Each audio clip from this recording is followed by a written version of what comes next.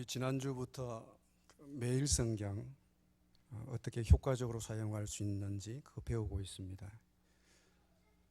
매일 성경은 그냥 단순하게 읽어서는 안 되고 성경을 묵상하는 방법으로 읽어야 한다고 말씀드렸습니다. 그죠?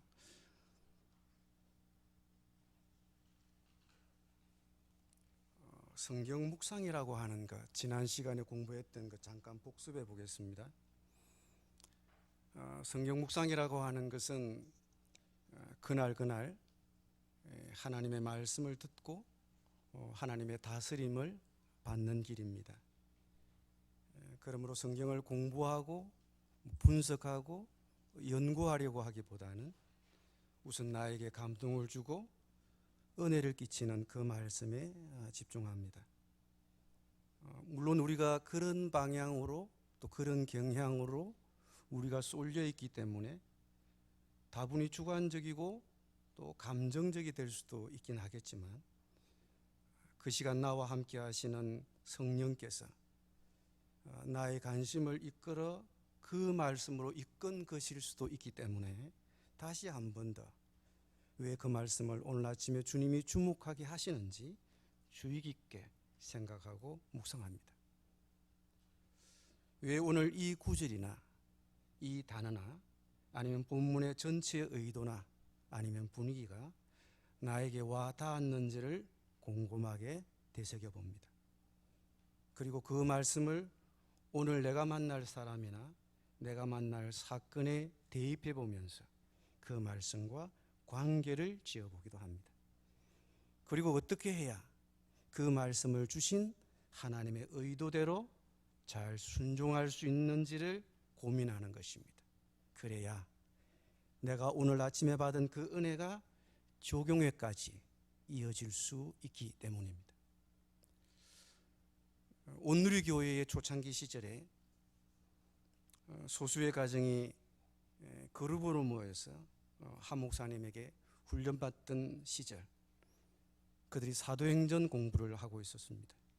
그때 한 목사님께서 사도행전 1장을 시작할 때 교인들에게 주의한 말이 있었습니다. 우리가 13장 공부할 때까지는 우리가 선교사를 파송해야 된다. 여러분 아시죠? 13장에서 안디옥 교회가 바나바와 사울을 세워서 선교사를 파송했으니 우리도 성경대로 그렇게 해야 한다는 것이었습니다. 왜냐하면 사도행전대로 따라가고자 한 것이 그 그룹 성경 공부의 목적이었기 때문입니다. 어찌 보면 뭐 그렇게까지 할 거 있나, 문자적이고 조금은 약간 억지적인 기계적인 적용처럼 비춰질 수도 있습니다. 그래도 한 목사님은 사도행전 13장에 이를 때까지는 헌금이 얼마 나오든 교인이 얼마 모일지는 모르지만 하여튼 선교사 파송하자. 근데 10장까지 공부했을 때 곧 13장이 다가올 텐데 선교사를 파송하는 것이 어려웠습니다. 그때 마침 OMF의 한정국 선교사님이 계셨는데 이분이 선교 헌금을 마련하지 못해서 싱가포르로 출국하지 못하고 있었습니다. 그러던 중에 남서울교회에서 매월 300불을 그분에게 지원하기로 결정했습니다. 근데 그것으로는 부족해서 그 교회가 기도만 하고 있었습니다. 그 소식을 들은 한 목사님이 너무 반가워서 우리 교회도 매월 300불 할 수 있다. 그렇게 적용을 하고 나니까 너무 반가워서 13장이 기다려지더랍니다. 이제 설교 신나게 할 수 있겠다. 근데 그때 연세대학교 다니고 있던 한 형제가 이렇게 말했습니다. 목사님 그거 틀린 거예요. 왜냐하면 바나바와 사울 선교사는 자기 교회에서 나왔기 때문에 그렇다는 거예요. 그러니 밖에서 나가는 사람 도와주는 건 안 되고 우리 교회 안에서 누가 나가야 합니다. 안 나가면 저라도 나갈 준비가 되어 있습니다. 그러더니 그 얘기를 들은 한 목사님이 참 난감해졌습니다. 솔직히 누구도 그렇게 생각하고 있지 않았기 때문에 그냥 선교사로 나가는 분만 도와주기만 하면 되는 것이라고 생각했습니다. 근데 그 형제는 자기 교회에서 선교사가 나와야 본문과 맞다 이렇게 생각하고 있었던 것입니다. 그때부터 한 목사님은 상당히 많이 당황했고 한 주간 동안을 거의 침울하게 보냈대요. 안 되면 나라도 선교사로 나가야 되겠다. 그래서 한 목사님은 자기 교회 전도사에게 우리 두 사람부터 먼저 선교사로 나가는 게 어떻겠느냐 그렇게 물어보셨답니다. 왜냐하면 한 목사님은 자기가 선교사를 파송하는 사람만 되어가지고는 적용이 안 되겠다 이렇게 생각했기 때문입니다. 여러분 어떻게 생각하세요? 꼭 그렇게까지 해야 하나? 너무 문자적이고 너무 기계적이잖아. 그렇게 말씀하실지 모르겠어요. 근데 우리가 여기서 배워야 될 점은 성경 공부를 하려면 제대로 적용할 용기가 있어야 된다. 저는 오늘 아침에 성경 묵상을 하면서 조금 많이 당황했습니다. 오늘 여러분 아침 본문이 어떤 본문이었나요? 여러분 매일 성경 11월 12일 날 주일 본문 보시면 아시겠죠? 에베소서 5장 11절의 말씀에 보면 너희는 열매 없는 어둠의 일에 잠자하지 말고 도리어 책망해라. 그들이 은밀히 행하는 것들은 말하기도 부끄러운 것들이라. 그러나 책망받는 모든 것은 빛으로 말미암아 드러나니 드러나는 것보다 빛이니라. 제게 요구하는 건 그것이었습니다. 책망으로 드러내라. 덮어두지 말고 책망으로 드러내라. 덮어두는 것이 사랑이 아니다. 책망으로 해야 드러난다. 책망해라. 저에게 명령으로 들렸습니다. 근데 저에게 책망해야 될 게 딱 두 건이 있습니다. 근데 저는 참 책망하는 거 싫어해요. 하고 싶지 않은 일이고. 근데 하나님이 제 마음에 부담을 주었습니다. 책망해라. 그래야 드러난다. 여러분 어떻습니까? 때로는 어떤 적용들은 하기 싫은 게 있어요. 그렇지만 제대로 성경 공부를 하려면, 제대로 묵상하려면 적용할 용기가 있어야 된다. 적용은 내가 순종하기로 하고 내가 결단하는 데서부터 시작하는 것입니다. 어떤 사안을 보면서 판단해 나가는 것이 아니라 그 사안이 어떤 것이든 간에 하나님의 뜻이면 그 사안의 성격과 관계없이 순종하기로 결단하는 것입니다. 그것이 적용입니다. 매일 성경의 오랜 독자였던 어느 목사님이 저와 얘기를 나누는 중에 이런 얘기를 하셨습니다. 요즘 많은 신자들이 큐티에 관심을 갖는 건 좋은데 큐티를 잘못 이해하는 것 같아서 걱정이다. 큐티하면 사람들은 모든 일이 잘 된다고 생각하는 것 같아. 나 큐티라고 하는 것은 자기 복종이고 자기 십자가가 아니냐. 자기 죽는 건데. 어떻게 생각하세요? 그렇습니다. 성경을 공부하면서 있어서 성경을 읽는 데 있어서 제일 중요한 건 자기 복종이에요. 얼만큼 내가 성경 앞에 무릎을 꿇는가. 자신이 변하는 거죠. 자기가 변하기 위해서 성경을 묵상하고 그리고 감동받은 말씀을 실제로 자기의 삶에 적용시키려고 하는 용기가 있어야 되는 거죠. 솔직히 저는 아침에 그 말씀 보고 책망하는 그것에 대해서 아직도 제가 마음에 결단 못 내리고 있어요. 그렇지만 계속해서 제 머리를 맴돌아요. 마음에 부담을 줘요. 책망하라고. 하기 싫은데.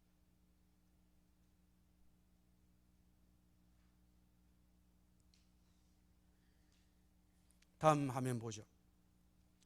화면 띄워놓고 제 얼굴은 비춰주지 않으셔도 됩니다. 서론이 길었습니다만은 다시 말씀드리면 큐티의 핵심은 적용입니다. 오늘 내가 만난 진리를 구체적으로 나에게 적용해야 합니다. 그리고 적용을 위해 구체적인 시나리오를 계획을 만들어야 합니다. 그래서 많은 분들이 적용을 교훈과 혼동하고 있습니다. 그래서 교훈만 찾아도 묵상이 다 끝났다고 생각합니다.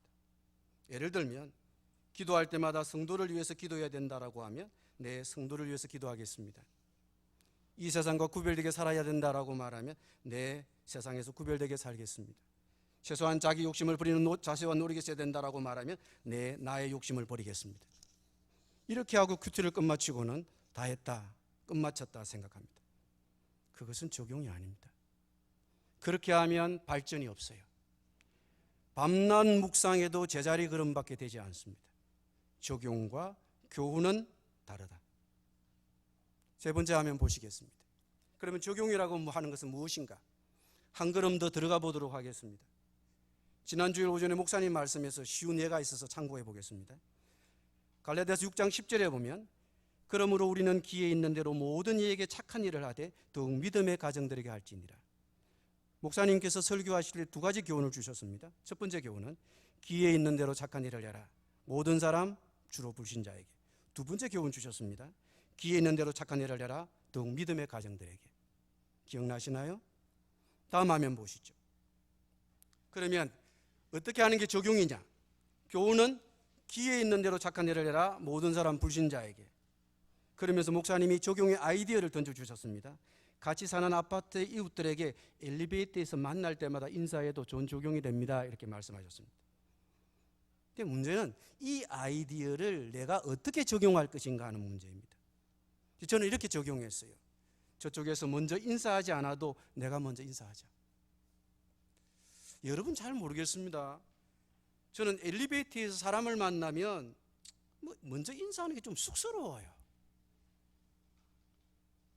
또 내가 먼저 인사하자니 좀 그렇고, 그러다 보니까 멀뚱하게 서 있다가 내려요.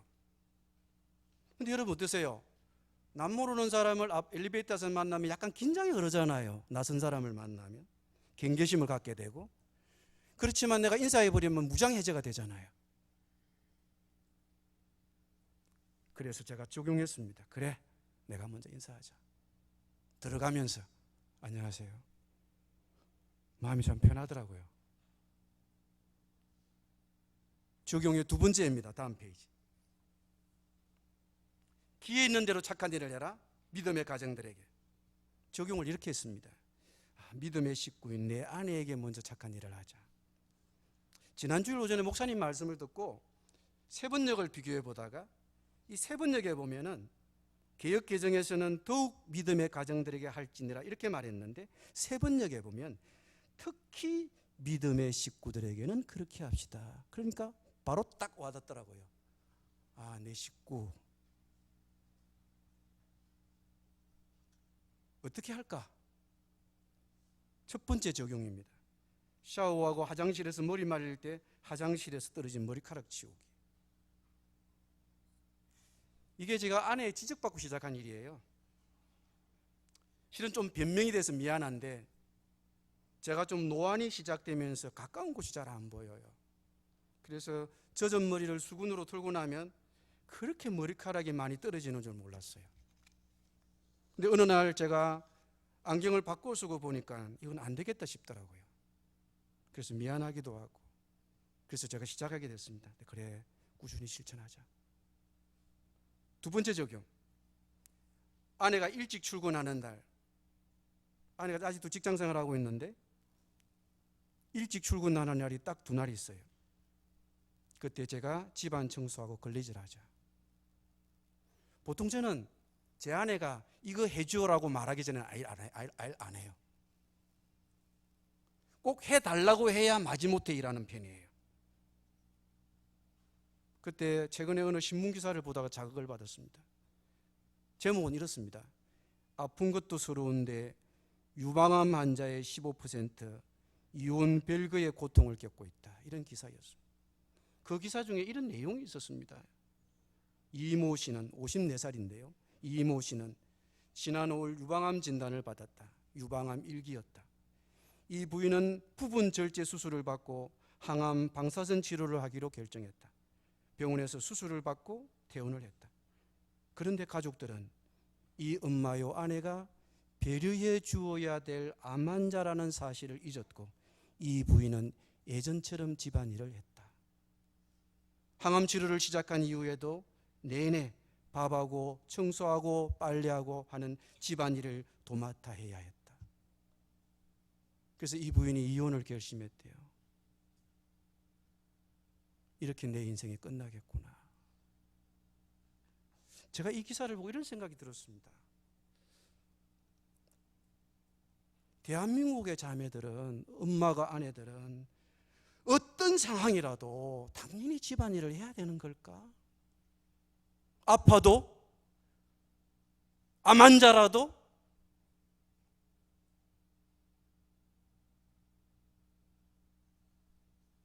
좀 마음이 슬프더라고요. 그래서 내가 제 아내들 생각했습니다. 일 좀 해야 되겠다. 그래서 제가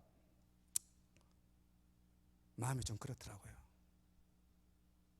여자들이 좀 불쌍하기도 하고. 그래서 제가 집안 청소하고 걸레질 하기로 했어요. 한 주에 2번. 최근에 제 아내가 우리 집 걸레는 좀 좋은 거예요, 여러분. 뭐 이렇게 하는 거 아니에요. 그냥 윙 하는 거예요. 그러면 뭐 붙여서 하거든요. 그러면 이게 붙여서 하면 이제 때가 묻잖아요. 그럼 또 빨려 내놓는다고요. 그게 내놔 있으니까 우리 집 사람이 놀래가지고 고맙다 그러더라고.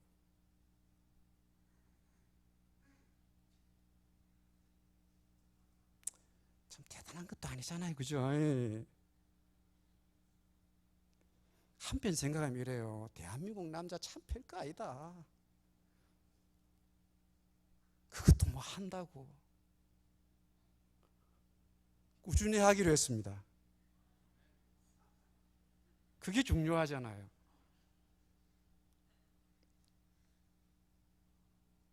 여러분, 다음 페이지 넘어가겠습니다. 제 얼굴 보여달라면 그렇죠. 이야기 안 했는데. 여러분, 적용을 잘하려면 신문도 보고 책도 읽어야 됩니다. 우리가 살고 있는 세상에 대한 이해가 있어야 돼요. 그래야 적용이 달라지고 적용의 깊이도 다 깊어집니다. 저는 그전보다 좀 생활 영역이 좁아졌어요. 좀 직장에서 좀 퇴임한 이후로는 가정하고 교회가 전부예요. 그러다 보니까 뭐 늘 쳇바퀴처럼, 그러다 보니까 제가 매일 성경을 하고 적용을 해도 늘 쳇바퀴처럼 제자리를 맴돌아요. 어떤 적용은 새삼스럽지도 않고 뭐 늘 잘 안 고쳐지는 반복적인 것도 보이기도 하고. 맞아, 내 적용은 늘 비슷비슷해. 저에게 공감하시는 분들이 있으시죠?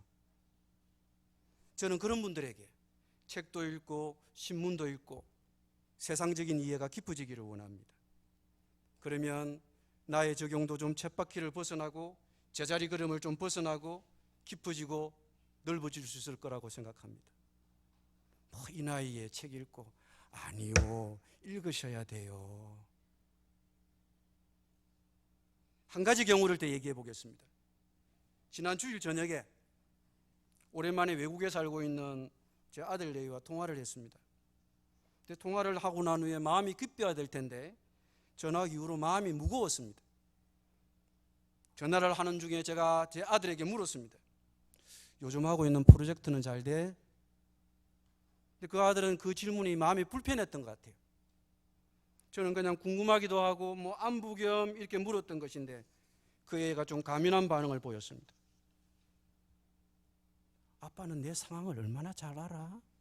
이런 뉘앙스. 그러면서 한민족 과학기술자 네트워크 사이트에 가서 포닥 블루스를 한번 읽어보래요. 그리고 며칠 후에 제가 그 포닥 블루스를 몇 편을 사이트에서 읽어보았습니다. 만화예요, 만화. 무슨 이야기고 하면 포닥 가정을 하고 있는, 나가서 해외에서 일하는 그런 연구원들의 그런 예한을 그린 만화예요. 좀 마음이 좀 짠하더라고요. 아, 내 애도 이러고 사는구나. 안 그래도 사는 게, 연구하는 게 힘들 텐데 내가 예민한 질문했구나. 참 미안하더라고요. 그거 보고 나니까 그 질문 다시 하고 싶지 않았어요. 다음부터 너 만나면 그 질문 안 한다. 생각이 달라지니까 적용이 달라지더라고요. 위대한 설교가 스펄전은 한 손에는 성경을, 다른 한 손에는 신문을 들고 설교한다, 이런 유명한 경구를 남겼습니다. 성경을 묵상하는 우리 또한 다를 바가 없습니다. 신문도 보시고 책도 읽으십시오. 세상에 대한 이해는 여러분의 적용과 넓이와 깊이를 더해 줄 거라고 생각합니다. 여러분, 큐티의 핵심은 적용입니다. 아, 그렇구나. 맞아, 옳은 얘기야, 지당한 말씀이야. 그러면 안 돼요. 거기서 한 걸음을 더 나가야 돼요. 그러려면 엉덩이를 좀 더 붙이고 앉아 있어야 되고 좀 더 생각해야 돼요. 하나님이 나를 찾아오셔서 말씀하실 때는 적어도 어떤 의도를 갖고 계실 텐데 그게 뭘까 하고 생각하고 되새김질을 해보는 겁니다. 물론 매번 적용을 하라는 말은 아니에요. 적용이 아마 되는 날보다 안 되는 날이 훨씬 더 많을 겁니다. 어느 날은 고개만 끄덕거리고 지나가야 될 날도 있을 것이고, 어떤 날은 본문이 어려워서 읽는 것도 힘든 날도 있을 거예요. 그러나 적어도 하나님이 그 본문 중에서 내게 은혜를 주신 말씀이 있으면 곰곰이 생각해보고 묵상해보고, 하나님이 그 말씀으로 내게 무슨 얘기를 하시려고 하시는지 의도를 좀 곱씹어보는, 더듬어보는, 고민해보는, 그래서 적용이 나오는 그런 생활을 해보시라는 것입니다. 그것이 일주일에 한 번, 두 번이 되더라도. 일주일에 몇 번? 한 번, 두 번이 되더라도. 1년에 몇 번 정도 될까요? 적어도 50분 이상은 될 것입니다. 할렐루야. 매일 성경에서 다음 페이지 볼까요? 매일 성경에서는 묵상을 돕기 위한 두 가지 질문을 사용합니다. 하나님이 어떤 분입니까? 내게 주는 교훈은 무엇입니까? 오늘은 먼저 내게 주시는 교훈은 무엇입니까? 이걸 좀 배우고 실습할 텐데요. 교훈 찾기는 어렵지 않아요. 웬만큼 다 하십니다. 근데 교훈에는 어떤 것들이 있습니까? 책망, 경고, 고쳐야 될 생각, 순종할 명령, 붙잡을 약속, 위로, 격려, 뭐 많아요. 이렇게 설명을 드리면 뭐 복잡하고 막연해요. 그래서 저는 두 가지만 얘기하려고 합니다. 그냥 저 정도 저런 게 있구나라고 생각하시고 두 가지만 염두에 두자. 하나는 내가 오늘 해야 할 일이 있는지, 아니면 고쳐야 될 생각이 있는지, 내가 바꾸어야 될 내 삶의 가치관이 있는지, 아니면 내가 오늘 구체적으로 할 일이 있는지, 그 두 가지만 좀 찾아보자. 왜냐하면 행동이 바뀌는 것도 중요하지만 생각이 바뀌는 것도 중요해요. 오늘 우리 아이들에게 목사님께서 시험 치는 아이들에게 메시지를 주셨는데, 그런 게 바로 생각의 변화를 가져오는 거예요. 우리가 성경을 볼 때 행동하는 것 못지않게 우리의 가치관도 바뀔 필요가 있을 때가 많아요. 그러면 행동은 따라오는 것입니다. 그래서 어떤 경우에 말씀으로 내 생각을 바꾸어주면, 아, 그렇군요, 하나님, 제가 생각을 바꾸겠습니다. 그러면 되는 거죠. 그 다음 페이지 봅시다. 적용의 원칙입니다. 첫 번째로 나에게 먼저 적용합시다. 말씀은 1차적으로 나에게 주신 말씀입니다. 그러므로 먼저 나 자신에게 적용해야 합니다.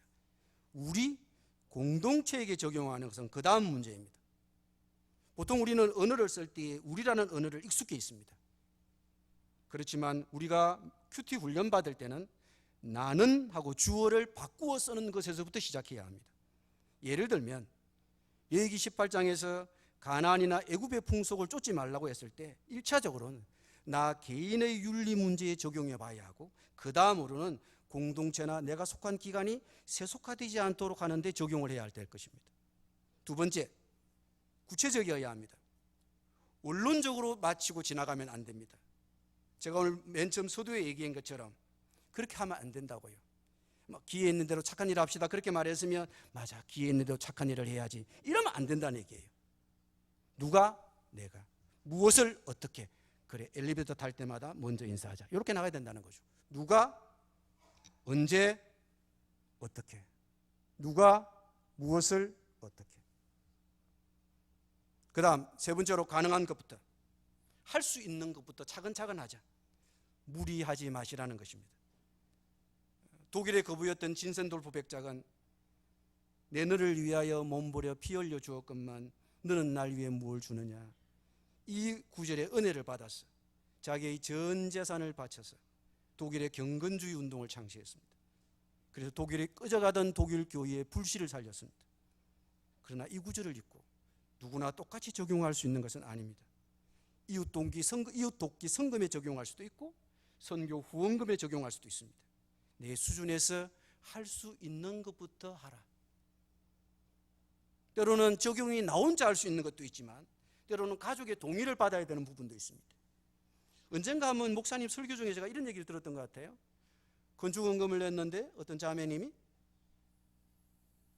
집에서 남편이 그거 좀 가져올 수 없냐 이래가지고 뭐 돌려주셨다는 얘기를 제가 들은 것 같아요. 어떤 경우에는 불신 가족과 함께 살 때는, 적용을 할 때는 그런 점들도 좀 고려할 필요가 있어요.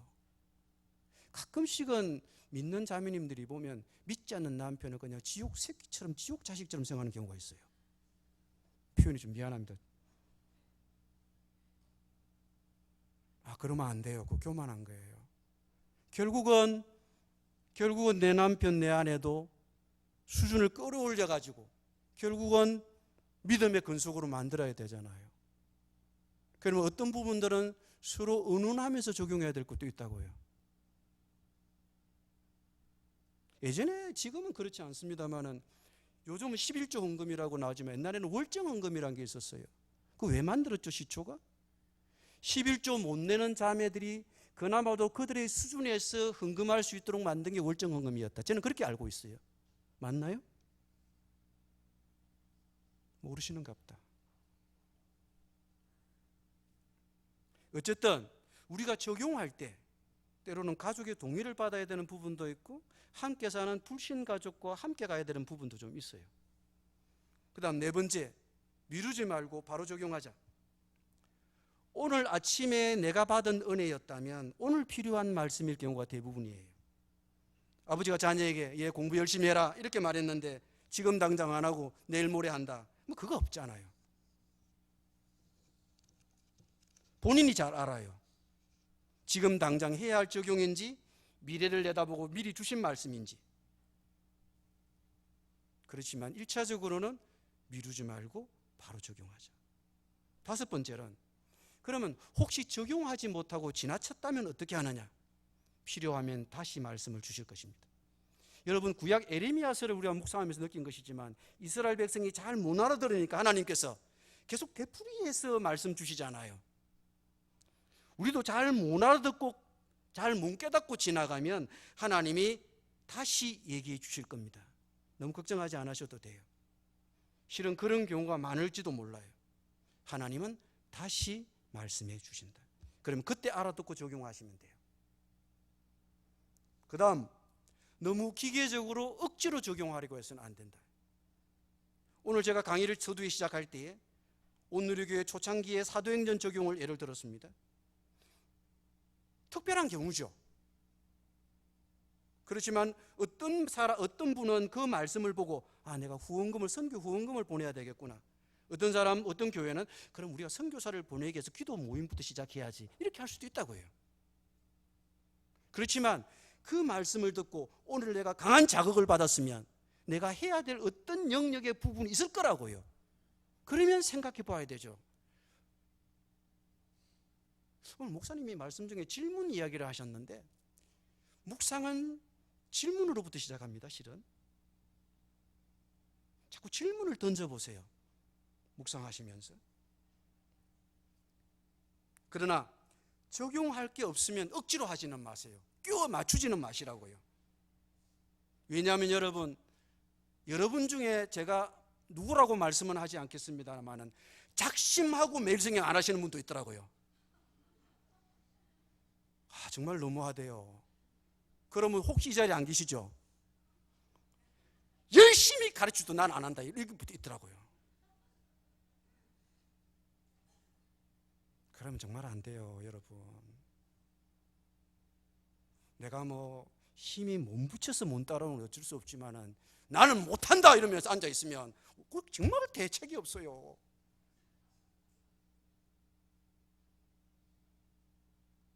나는 할 수 있다. 우리 유병현 권사님 보고 제가, 유병현 권사님이 큐티를 좀 잘하시는 걸 알고 있어요. 유병현 권사님 연세가 어떻게 되시죠? 72? 맞나요? 그쪽 구역이 요즘 은혜를 많이 받으신다고 그러시더라고요. 그래서 유병현 권사님 보고 한번 좀 사례 발표 좀 부탁했더니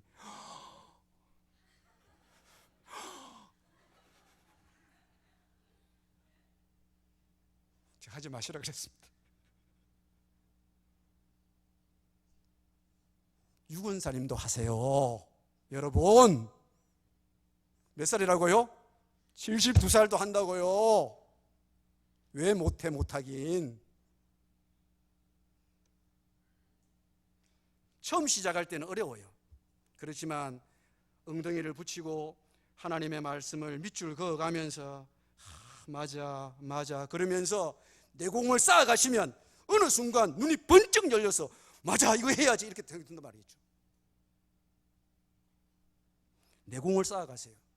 계속 말씀을 읽어가면서 밑줄 그어가면서 말씀으로 질문해가면서 자기 자신에게 던져가면서 맞아 그러면서 실험을 해보면 차츰 적용이 눈에 보이고 말씀이 눈에 보이고 맞아 고개를 끄덕거려가면서 그래, 내 말씀이네 이러면서.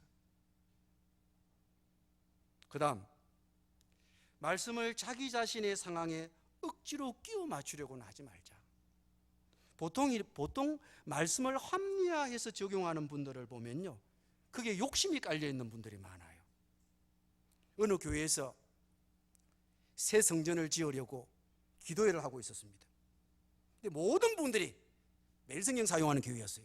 모든 분들이 성전이란 말만 나오면 봐라 이렇게 하면서, 성전이란 말이 나오니까 건축을 시작했대요. 아이고 불사. 제가 그 얘기를 듣고 참 해프닝이다 생각했어요. 보통 분들은요, 자기에게 어떤 욕심이 있으면 자꾸 말씀을 거기에 끼워 넣으려고 그래요. 맞추어 넣으려고 그래요. 묵상하시면 그렇게 하면 안 돼요. 자신을 합리화시켜서 적용하려고 하지 마라. 조심해야 돼요.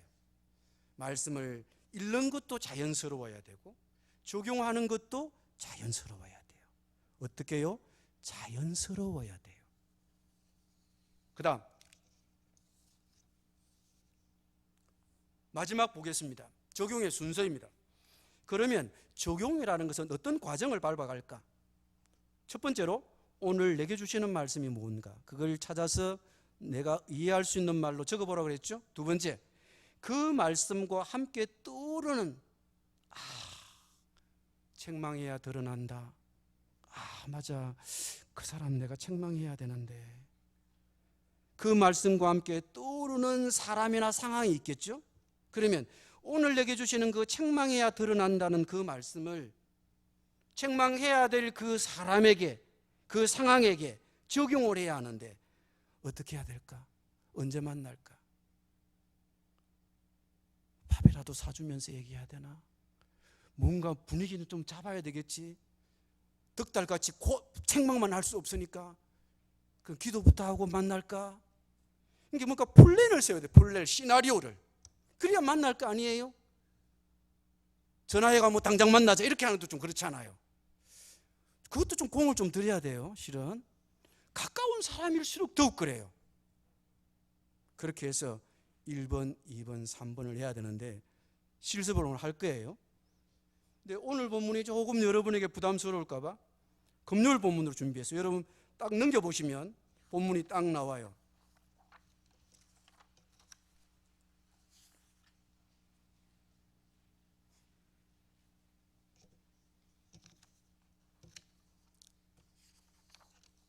에베소서 4장 25절 32절입니다.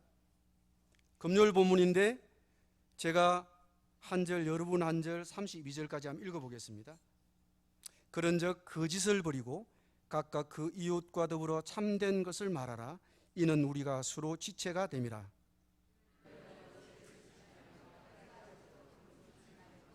마귀에게 틈을 주지 말라.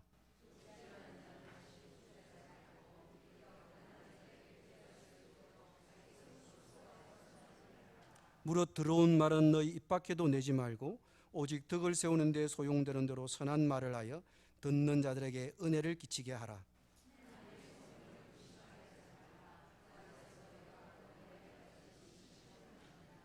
너희는 모든 악독과 노함과 분냄과 떠드는 것과 비방하는 것을 모든 악의와 함께 버리고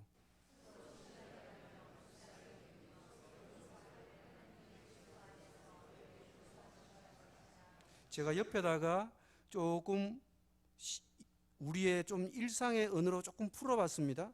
제목은 새로운 공동체 교회의 모습이라고 했습니다. 한번 제가 읽어볼 테니까 한번 보시죠. 우리가 교회 공동체 지체들이라면 서로 속여서는 안 됩니다. 더 이상 거짓과 가식이 있어서도 안 됩니다. 서로 진실을 말하십시오. 화내는 것 자체는 괜찮습니다. 그러나 화낸 채로 오래 있지 마십시오. 그분을 가라앉히고 그분이 미움이나 복수심이나 실수나 죄로 발전하지 않도록 해야 합니다. 아니면 마귀에게 발붙일 기회를 주게 됩니다. 놀면서 빈둥대거나 받기를 좋아해서는 안 됩니다. 정당하게 돈을 벌어 일할 수 없는 사람을 도우십시오. 여러분의 말하는 습관을 살피십시오. 거짓말은 아니라도 두려운 말, 유익하지 않는 말도 하지 않는 것이 좋습니다.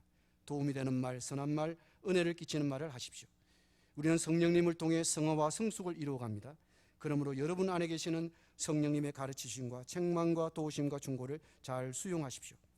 같은 공동체 지체들 사이에는 가시돋친 말, 헐뜯는 말, 불경스러운 말은 입에 담지 마십시오. 그 대신 서로 불쌍히 여기고 용납하고 사랑하고 도와줘야 합니다. 하나님께서 그리스도 안에서 여러분을 그렇게 용서하셨습니다. 여러분, 에베소서는 새로운 공동체에게 주신 말씀이에요. 그래서 이렇게 돼 있죠.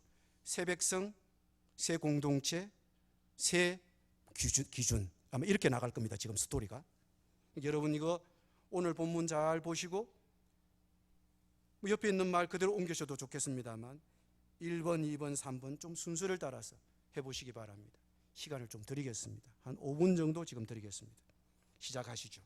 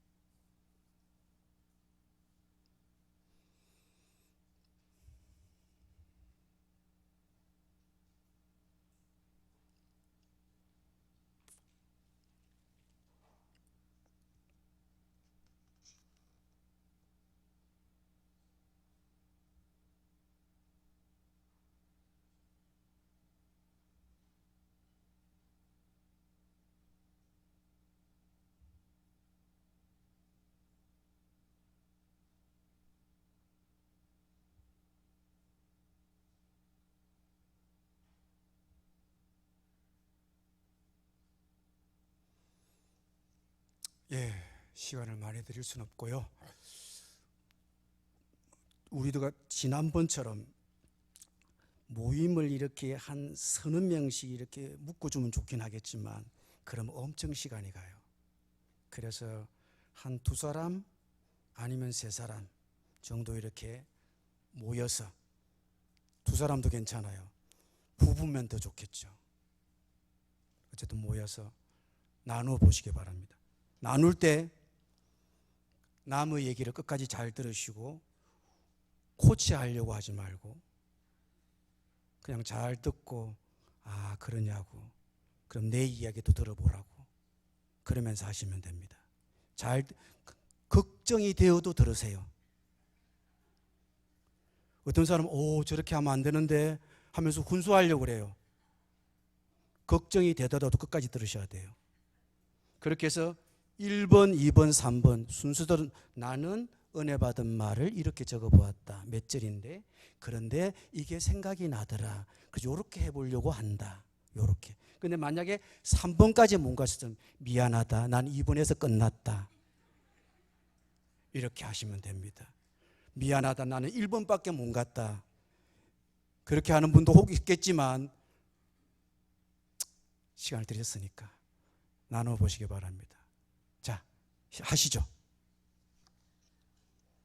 자, 두 사람씩 아니면 세 사람씩 자유롭게 하십시다. 한 5분 정도 드리겠습니다.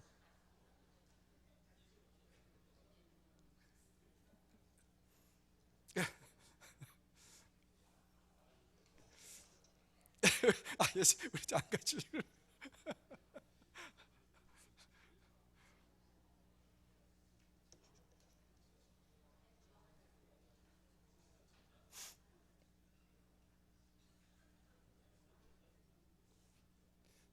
저기 문 목사님 저 친구 있다 저.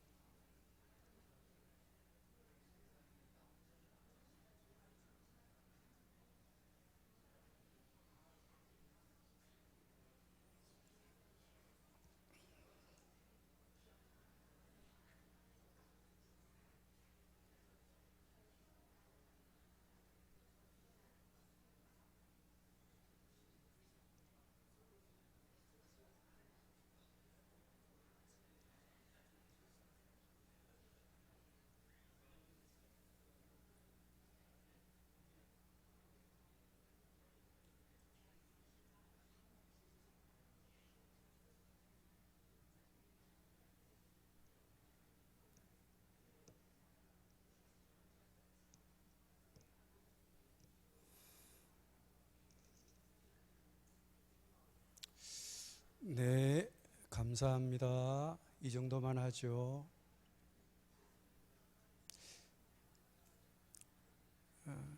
제가 그 사례 발표 한 분 모시도록 하겠습니다. 우리 그 바울 5구역의 정재용 집사님 한번 사례 발표 한 분 듣고 마치겠습니다. 박수로 환영해 주십시오.